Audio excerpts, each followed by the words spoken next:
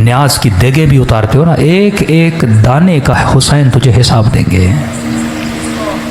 मत समझना ये चीज़ें रायगां जाती हैं। आंसू जो आंखों से बहाते हो ना, एक एक कतरा जमा हो रहा है। जो सांसें हुसैन की मजलिस में गुजरी उनका हिसाब अलग है, जो सांसें तुमने गुनाह की महफिल में गुजारी उनका हिसाब अलग है, जो सांसें अपनी माँ के कदमों को दबाते हुए तुमने गुजारी ना उसका हिसाब अलग है।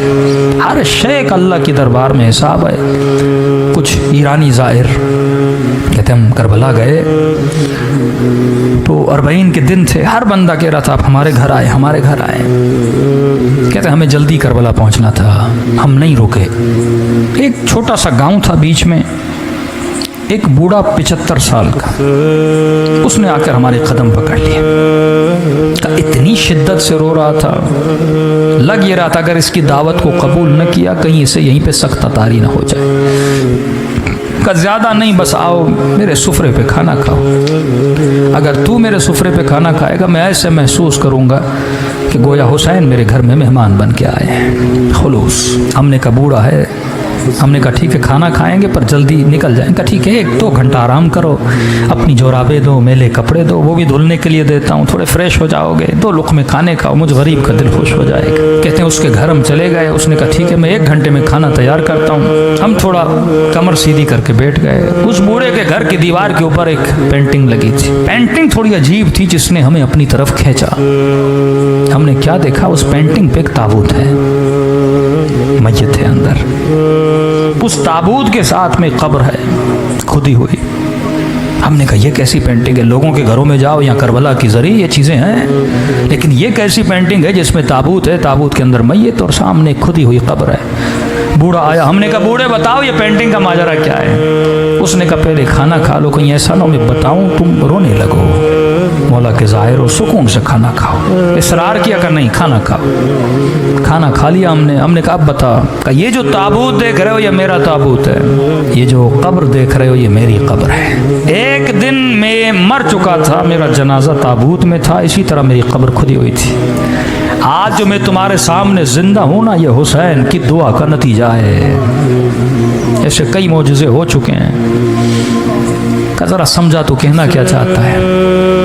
का मेरे पूरे गांव वाले से पूछो कि ये बूढ़ा जिसके घर हमने खाना खाया है इसका माजी कैसा था, तो सारे गांव वाले गवाही देंगे हमारे गांव में इससे बड़ा कोई फासिक नहीं था। तो मुझे नहीं याद कोई ऐसा गुनाह था जो मैंने नहीं किया। मेरा हुसैन इब्न अली से लेना देना नहीं था, मेरी एक अपनी गफलत की ज़िंदगी थी। सद्दाम वासिल जहन्नुम हुआ, 40 का सिलसिला शुरू हुआ। मैंने देखा जोक दर जोक कुछ लोग हैं जो करबला हुसैन की ज़ियारत के लिए जा रहे हैं। मेरा दिमाग तो था ही शैतानी ना।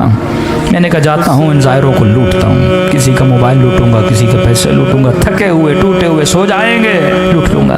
कहता निकला अपने इरादा लेकर, चाय की सबीलें, खाने की सबीलें, मौक़ब पे मौक़ब लगा हुआ।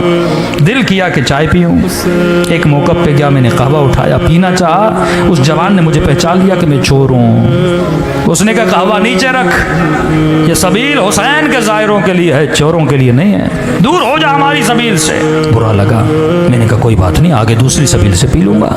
आगे बढ़ने लगा, एक बूढ़े ने देखा जो सबील के अंदर था, कहा इधर आ।